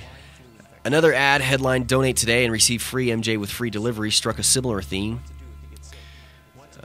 Under a photo was text that referenced one of Amendment 64's main proponents. It read, "Mason Tvert once said," it's good that they're quoting Mason. We'll have to get Mason on the show too. I think he's working with MPP currently, which is pretty sweet. I'll have to holler at him and see maybe next week if he can come on, see what's going on with him and MPP. Mason Tvert once said, this guy said in the ad, "There's no doubt that if people choose to use marijuana instead of alcohol, we would not have the same number of problems." So that's going to equal a good defense in court, supposedly, for this guy. Although Westward agrees 100%, we agree 100%. I forgot to turn off my phone. That's all right, fine. It's cool. We agree 100% that is why we are now accepting supporting donations which go to support marijuana law reform. And as a gesture of our gratitude, we will receive free marijuana. You will receive free marijuana. Amount received depends on the amount donated. Oh, go figure. That's a coincidence. This sort of is PBS-like. I mean, you know, at PBS. Public Broadcasting says. Chad's over there yawning. Am I making you tired, Chad? I'm just tired anyways. I don't know. You look stony again today. I drank that big old cappuccino this morning. It's just wearing off, I guess, now. We need to reapply some dabs. Yeah. People wonder why I give these people crap, because then they get to sit here and listen to me. Give me crap and I'll wipe interesting, so he doesn't yawn. I heard one of the stories. This guy, I guess somebody was telling me, and it was like you could buy a pitcher of a certain kind of bud, and then with that was the pitcher. what the hell was that called? That was taking place here, I believe, down south. It was. Yeah, it's like pay whatever for this pitcher, and then you get that kind of weed along with it for free. Yeah, they're trying to build a catalog of high-resolution cannabis photographs, and you can help them by buying this photograph of it, and they donate the actual weed that is in the picture to you for the amount agreed upon in whatever it was. I'm trying to remember the name. It was Canner Photo Can, or I'm sure it's closed down already by now. It was a couple weeks ago. People are insane. People are strung up. I would put anything up on Craigslist right now. All right, I'm sure Warren will give us an indication here later on in this story, because there's a story that Warren gave to the Westward too, some information on. So I'm sure we'll get to that here. But it is interesting that how people are coming up with the ability to get around the law in their own minds. When asked, when we asked marijuana attorney and advocate Warren Edson about marijuana giveaways, he was mighty dubious. Bong hit there. Remuneration is more than just money, he told us. And in these situations, can you really say marijuana is free if you have to do something else to get it? Yeah, Warren, come in here, sit down. He's listening, obviously. Why don't we just get it straight from the man himself? Wow. How's it going, buddy? Good chair. What are you doing? Hey, what's up, guys? Am I on? Yeah, yeah, you're on. Kind of. Yeah, we got you. Remuneration.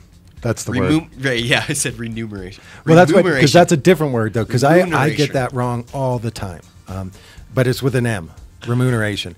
And it's broader than just money is the problem. And shows an intent to cover everything in terms of exchange-wise. So, again, gets back to that.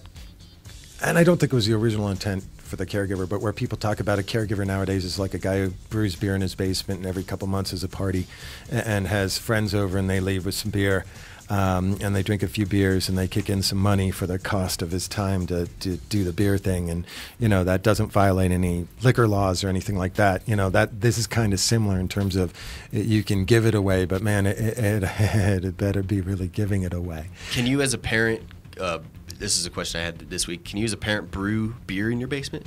Yeah.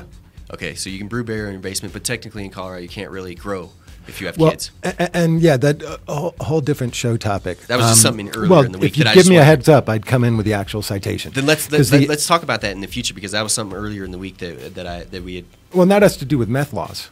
Oh, really? And they overwrote the meth laws by just talking about Schedule I drugs. Wow. So it talks about if you manufacture a Schedule I drug in the same house as a child, they don't have to prove harm. And that's the key thing.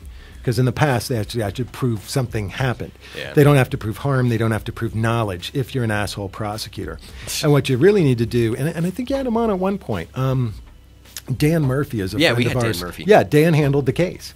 Yeah, we actually had him over in the studio. Yeah, on that very topic. And you know, so for me, he's the expert I turn to when that pops up. And luckily, it hasn't really since that case. Well, the judge gave them a pretty harsh, I mean, Dan, that case went away. Okay. Oh, okay. And yeah, the judge let them know that even though the law read that way, that didn't make a whole lot of sense. Well, that's good. Now, the problem is, why the hell isn't it being changed? And in the midst of all this legislating and lobbying, it would take all of 30 seconds to say, hey, Mr. Congressperson, when you change this other thing, also change 2418, whatever the hell it is. There's a lot of parents that are being scared away. Even with that knowledge that you gave us right now, there's a lot of parents that are still being scared away by child services, though. They're coming in and telling you maybe wrong information, saying you can't grow, you can't do this, or putting extreme pressure on parents that are maybe doing it the right way. I mean, holy crap, you're about to hear me defend social services. At least that's how it was hell is when I freezing experienced over, them. but any yada yada. No, it's different. Okay, at least in That's Denver good. That's and good. Jeffco, which we have a lot of experience in. We do a little bit of Adams and Arapahoe, but you know, not as much. Jeffco actually, you know, there are parents who are going through the process in Jeffco who grow medical marijuana in their home, and it's okay. Now there's safety plans, legalese created, where, you know, the fertilizer has to go here or there, and the door is really locked. Yeah, because that was one of the biggest arguments that they had. Even if the marijuana is safe, you're still using harmful chemicals. What about like a detached garage or something like that? That was my situation. Yeah, you know, for me, the can never tell you to do it because this law sits there. You know, I think if you have it on your property, they could stick it to you. It would be interesting to see what the judge did, and you'd have to have a real a-hole prosecutor and social services pulling that off. Their key factors right now really are child access to the grow, one, and not in order of importance here. Two, electricity. And whether or not there's going to be a fire and the house is going to burn down, or variations of electrocution as well, because they have run across, you know, things where the kid had access to electrical cords I mean, little kid. And then 3 is whether or not distribution's occurring in the residence in some form. Yeah. Because there's this constant thought that, even if you only sell to Denver Bronco players, the mere fact that you're selling weed, bad things happen where drug deals occur. So at any point, I should got to get on this side. At any point, bad things could happen. So that's bad. Yeah. But, social services has come a long way, and it's a dirty secret out in that Jeffco building that a change in the chief judge in the building took away the blanket no MMJ in this building, because we have clients who are on, can no longer do probation, parole, but who are part of the system in some capacity who are allowed to use. Really?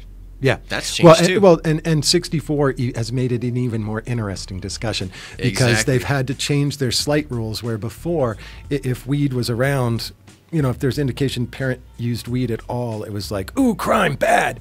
But now it's not a crime anymore. So there in their mind, even in their mind, there has to be some show of fault in terms of, they don't like secondhand smoke in any capacity around the kid. Yeah. So where people were saying there was people that were against Amendment 64, people against, Prop 19 when that situation came out. These are the type of things that, a lot of us had talked about would happen, that these changes would come through.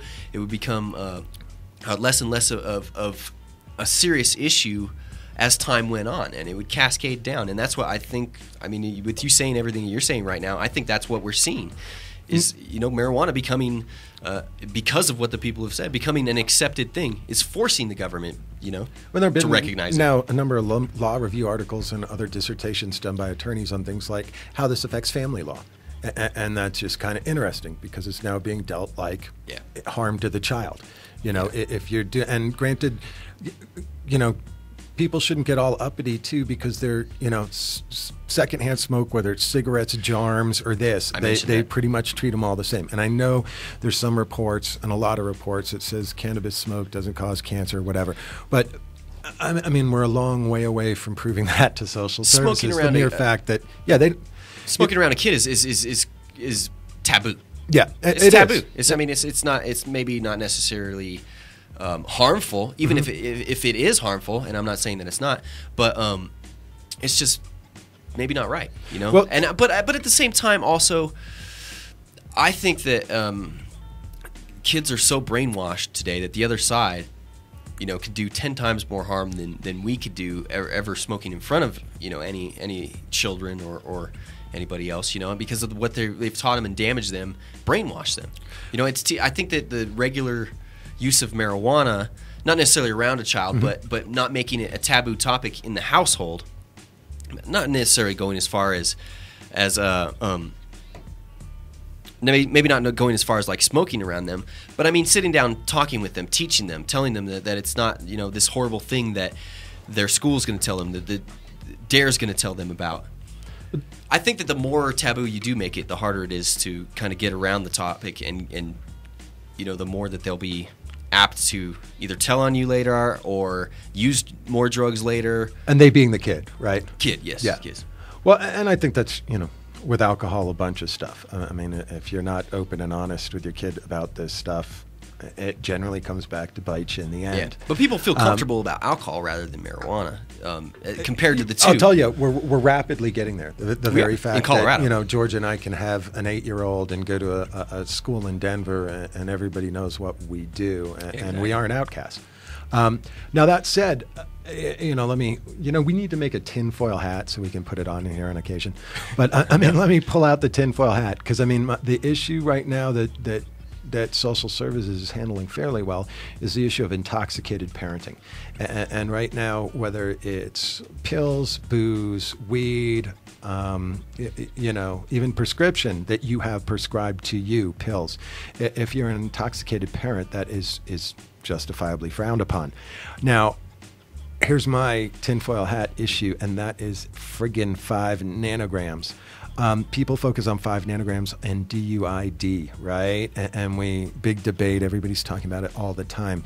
Keep in mind that once we set that bullshit 5 nanogram level, it has a trickle-down effect in this very instance, okay? And that becomes all of a sudden 5 nanograms is a number the caseworker can point to saying, hey, if that's intoxicated driving, why isn't that intoxicated parenting?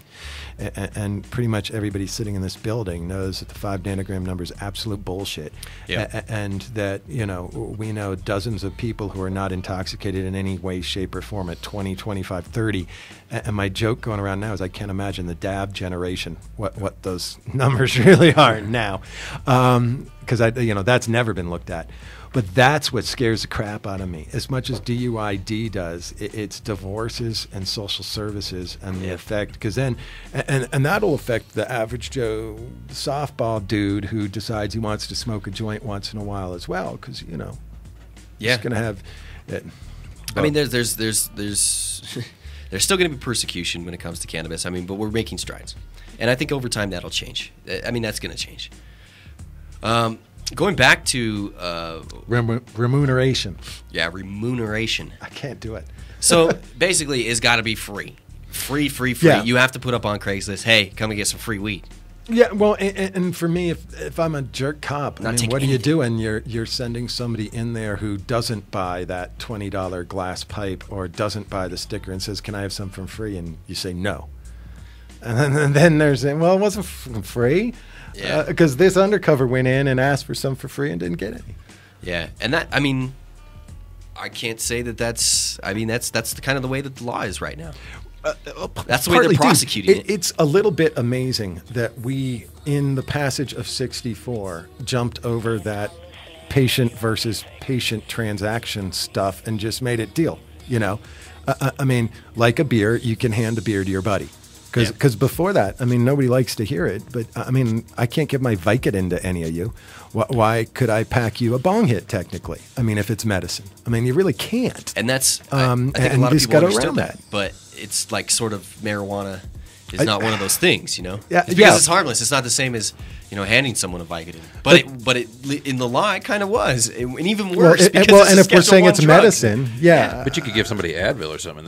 That'll kill you. I mean, you take enough of those? Oh, yeah. Well, and go on and on. But it's not. For me, it's just the rules say. Yeah. If Advil were a controlled drug, it'd be the same thing. What's stupid is, man, I can't give you my penicillin. Yeah, I mean, that's the one that makes my eyes roll back in my head too. I mean, because no matter how many of those you eat, you aren't even getting high. Yeah. But anyway, some people are allergic to penicillin. Mm-hmm. Yeah, I don't know. That didn't really go with anything, but they are. But it's amazing that got through as part of 64, as well as the parts about assisting others in cultivating. Because, I mean, that opens up some pretty interesting stuff that's broad stuff to do, particularly in so many MMC states now. You can't even grow. They learned from the medical marijuana go-round. I mean, the state did, and some of these rules and stuff. I mean, the way that they stacked patients to have medical marijuana come into so much proliferation, so many dispensaries opening up. You could have a patient here and it was 5 plants, have a patient here and it was 25 plants. Possibly whatever recommendation they have, and then just stacking those patients up and then opening a storefront. I mean, I think everybody's well aware of that, especially legislators, that's how it was built up and happened, and they're really trying to step in front of that whole train right now. And that's what's triggering Boulder, Nederland, Denver, plenty of places to start to talk about getting ahead of the ball before the state, even tries to do anything, because they're worried about those spots opening up. But like we said at the beginning, January 2014, nothing's probably going to happen. Nothing legally. You can't. Even smoke. At the beginning of the show, I even said smoke clubs. I mean, that's included with those licensing of this whole process.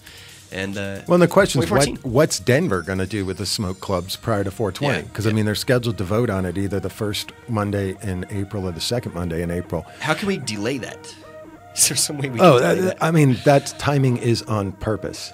There's got to be a way that we can have a lobbyist or somebody just delay the shiz out of this somehow. Well, I mean, it's going on in terms of discussing with folks and on the city council. And do they really think they're going to stop people smoking in 420 Denver? That's what the question to them would be. You're going to really stop us. The city could make, the harsh reality is the city would make a shitload of money off of rolling into 420 because every single person would be using openly and publicly. And they could just bing, bing, bing, bing, $137 a pop. There would be an uproar like no other if that happened. Yes. People would be so pissed off. And then what? Okay. I'll be the jackass, though. I am really intrigued to see. We're submerged in the weed culture, which is, people who are part of this whole scene. At this point, the recreational weed has brought it to the average softball dad guy, and everybody knows we made weed legal. Colorado, it's a normal thing to see people smoking weed. Are the Highlands Ranch people going to be pissed off at 420 this year because 420 got what they wanted, and now here you're protesting again? Because I've talked to you about. If I rolled out an event where we did that with beer, where we were all, hey, let's rent the space in front and get a bunch of microbreweries to rent tables, and then everybody come with beer and have open containers and walk around. That would get busted in 5 seconds. But I think everybody is used to it. You know what I'm saying? And there is a difference between and what you're saying. There is a difference. The beer fest is indoors, and you can equate that beer fest to being maybe the 420 of. It's a sanctioned event. It's inside loosely. But it was a protest. Originally it was a protest, but and now it's not there. Yeah, it is a protest, but it was also at the same time not only a protest but a celebration. I think you could safely assume that. And that's what I think people have maybe got used to is the fact that, it's going to happen every year, that we've sort of become this pillar. I think they should expect it. Honestly, I think that if you don't expect 420 to be massive here in Colorado, well, of course you're they not do. With They the keep times. giving the permit out. Even that's the amazing people part. you talk about in Highlands Ranch, I think they need to expect it. It's not something that we've already gone above and beyond, I think, in my opinion, to meet the other side, to meet the drug warriors, to meet the the soccer moms, the people that were scared about this. And that's, I think, proof of that is in that we passed Amendment 64 because so many people were like, okay, well, marijuana's not a big deal. You guys proved the medical marijuana. Just didn't pass it. Mason stomped it 10 points plus. That's a runaway. Yeah, so Colorado, to me that's a sign saying, look, we've had medical marijuana this long. If we can do medical marijuana, and it's turned out in the news like it has. The news at first was, sort of harsh against it, and as time went on, the news was more and more positive because of how they saw the people reacting, to this situation in Colorado. At least that's what I saw, is more and more positivity coming up. And one of the arguments, like I said, people just got comfortable with it. They became... Oh, entirely. Deal. There's an MMC on every corner, and the sky didn't fall. Exactly, and the sky didn't fall. It's now been 3 years, and numbers have come out, and soccer moms seen that, and great. But this is the first year, and it'll be interesting. I'm hoping that there's nobody gives a shit, and it's just the kids being the kids, and on to 421. The only problem that I do have with 420 is here in Denver, and a lot of people will tell you this that have been here for 420 in Denver, and hopefully this year it's different because of how many people are coming into town. But there was a lot of youngsters at 420. It was a day that a lot of people did ditch school. So that's going to be the biggest problem that we run into here is battling the idea that there's so many young people down there. And honestly, at the end of the past two, I think there's been just stupid little fights and stuff, and it had nothing to do with marijuana. It was everything to do with money. Punk kids and money and all kinds of crazy stuff. So well, there was. Once you get 20,000 people in one place, somewhat unregulated, unfortunately that happens, particularly in a big city. Yeah. And this year, it's Saturday, man. This thing ought to just be insane. It's a 2-day festival, right? This year, I think. I think it was last year too. It was last year. Okay. Yeah. Right on. We will see, and it'll be interesting. And I'm more just concerned about the effect on some of the smoking club type venue things that are set up that week, and how the city's ruling could affect that. But do you think? Obviously, do you think the city is going to step in though? Yeah. Do you think they will? Well, I think that's a compromise. The quotes we keep getting is a compromise. And if I'm a betting man, the compromises are going to implement 64 and prohibit smoke clubs. And the issue is just twofold. Again, getting back to the soccer mom, it's the fear of, as much as we hate 5 nanograms, without a number, people want a number. They want to stop stoned driving, whether it exists or not. Soccer mom thinks it does. That knocked the crap out of being able to smoke at dispensaries. That was the argument. That was the knockout punch. And then when you throw in, here's the other thing, insurance. Yeah, exactly. I mean, if for somebody does on the dispensary side, on the smoke club side, can they get insurance that will cover Johnny Overdab driving home and running over some kid? And they can't really right now. It appears, and so what does that mean? They've got to hope Johnny Overdab has deep pockets, and he probably doesn't, according to Soccer Mom, because hell, he's doing dabs. So everybody, on George's show, she has a sponsor that gives insurance. That's an insurance sponsor. Couple in Collimore Incorporated. I mean, would that be? I know that they're looking into it, but again, the issue is it's hard to define in marijuana intoxication right now. There's got to be precedent. There's got to be something, a line, and I mean, because there's not really, because there's never been really a place you could legally. Could you, as an insurance company, get in trouble for defending someone for instance or something like that? Probably not. No? I mean, but it's kind of interesting to think that way, because certainly, I mean, I guess getting in trouble is they would sue you, but I mean, legally, could you get like perv insurance? Like, if I got caught, messing around with a kid, I've now paid my perv insurance, and they're going to cover my attorney's fees. I mean, if it's illegal, I mean, it just becomes this weird debate. It is weird to think about that. Like, if somebody in that insurance office could be arrested for something. I mean, that's mainly what I'm talking about, because obviously insurance, it goes in court and you're sued as an insurance company, and that's kind of how they see their punishment, and we pay for it. Well, the interesting part is insurance companies really don't give a shit. It's about making money, right? Exactly. So it's about running numbers. Now, that's where it gets interesting, because you'd think some insurance companies would be looking at those numbers and saying, not a lot of stoned people actually get in accidents. Exactly. And then say, this might be worse, saying, because this is stoned people, I'm going to charge you a lot of money, but I'm going to give it to you, and then never really have to pay off many claims because stoned people don't get in accidents. And you'd think if you were like Progressive Insurance, where your owner of your company is a renowned... Isn't that his name? Yeah, exactly. The guy who funds MPP, you'd think, right? Yeah. But I don't think it's quite happened yet. Progressive I got Progressive Insurance as my first insurance company when I got a car, and I was like big toker by this time too, and I found that out, and I was like, yes. I thought it was so cool that I got Progressive Insurance. Yeah. So anyway. So that's the back and forth, and then you throw in Denver's just fear that the smoke clubs will prevent redevelopment of River Point, whatever, and through Santa Fe, and so that just riles up Judy Montero. Dude. And doesn't it look beautiful over there? We talk about South Broadway a lot, and the Green Mile, Broadsterdam, whatever you call it. They've redone the street there at Broadway. The shop fronts are all redone. Doesn't it look 10 times better than it did 10 years ago? Well, let's take it. I mean, how about whatever you call it, upper downtown?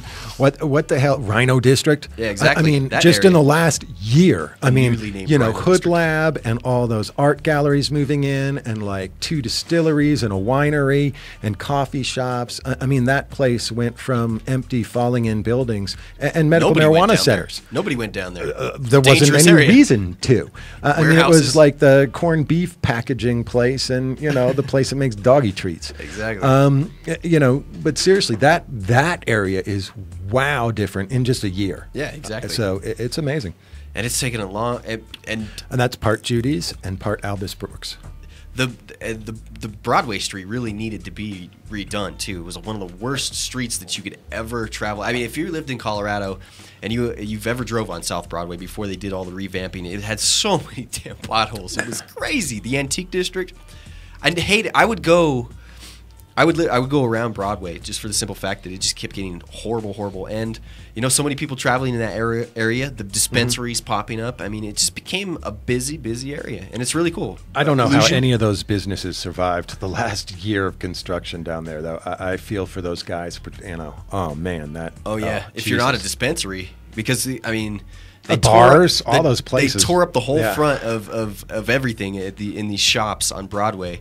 And it was really hard to get into the parking lots at these spots. But that's what I'm saying, is maybe that dispensaries had a big thing to do with making sure that people stayed in that area. Most of those spaces were empty, man. A lot of those spaces were empty. That's, rent coming in, that's taxes coming in, that's, There was a million. It used to be, It's funny. It went from the antique row to cannabis row. Mm-hmm. There's still a lot of antiques there, man. There is. Still there is. Every storefront was antique at one point. And now it's marijuana and antiques. And a few bars. I miss living over there. I lived off of Logan in Mississippi. It was just like right there in the middle of everything. Yep. And that whole Baker area is now crazy. Yeah, it's expensive to live over there, man. Yeah. Colorado's price of living, the housing is skyrocketing. Everybody's wanting to move here. Yep. I attribute it to marijuana. And good weather and a great state. Yeah, always been a big attraction for the Chicago to L.A. Not much in between those two cities. I nailed on marijuana yesterday a little bit and blamed it for my issues of being uncomfortable at the time with the show, how it was going. So I've got to give it some props today. Kissing its ass today. Well, I got to get going, though. All right. I'll talk to you guys later. Yeah, we're winding down the show anyway. We got about 5 minutes. Thank you very much, Warren Edson. Edson. Edson, Maton, and Mats. The sign is now. Yeah, the sign is up on the front. Yeah, no problem. It was easy to put up. Easy to put up. The day before? It was a pain in the ass. I think it was 4 of us. That's why it was easy. So.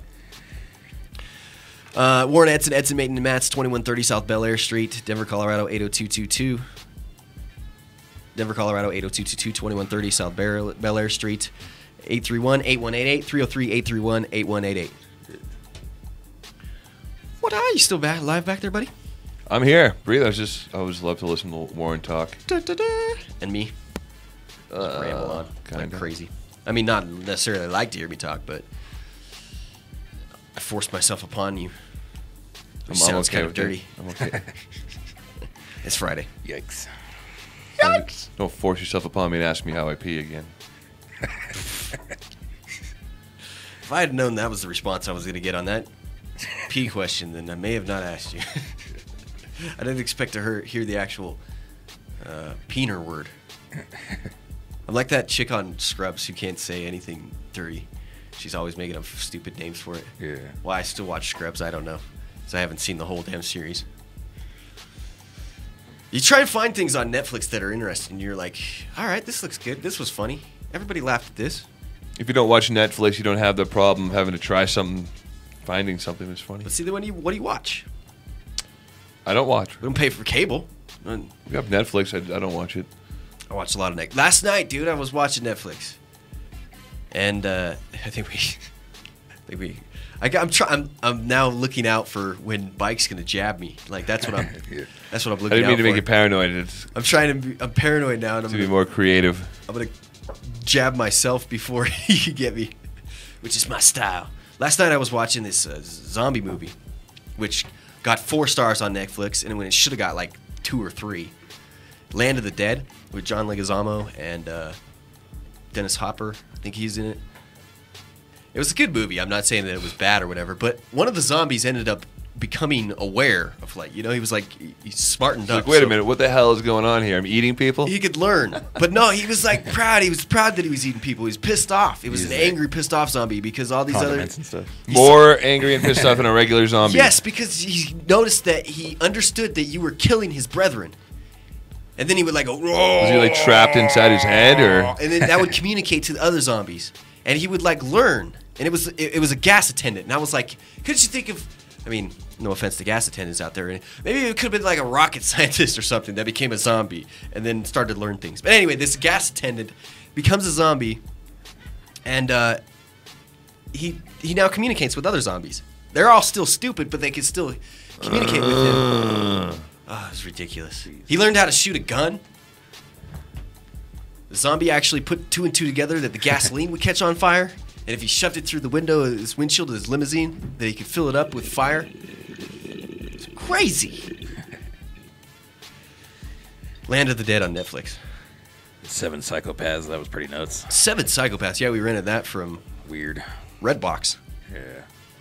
That was a weird movie, man. The first part of it was good. It had, who did it have in it?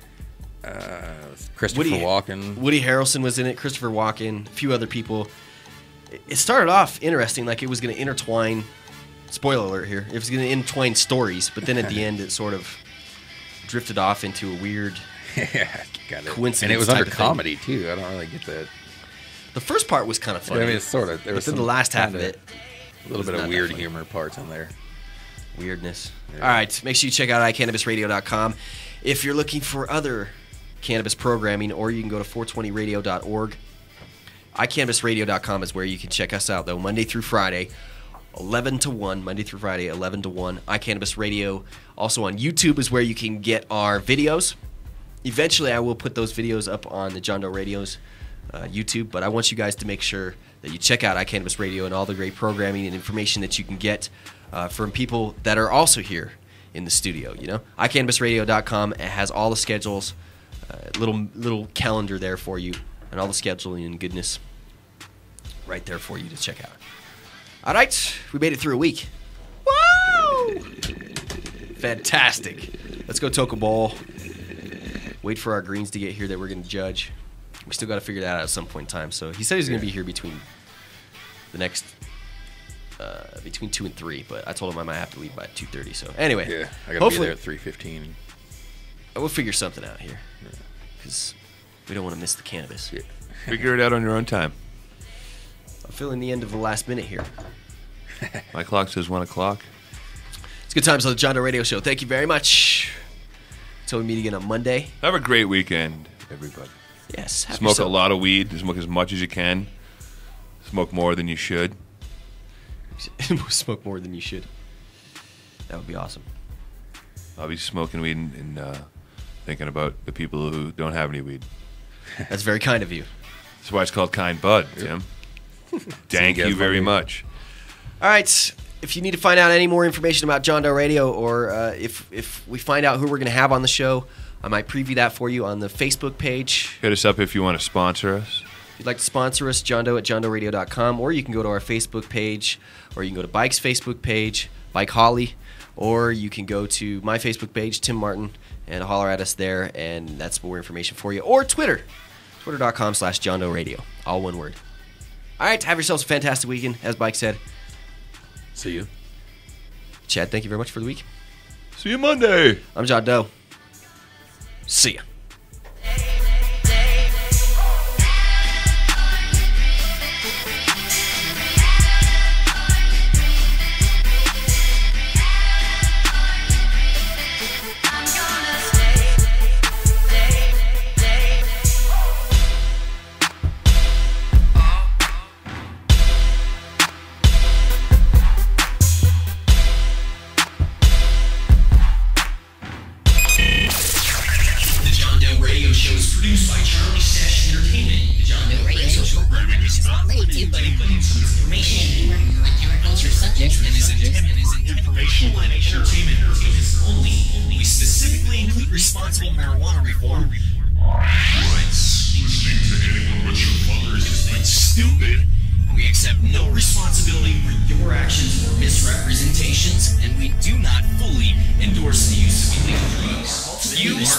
Responsible for yourself. Live.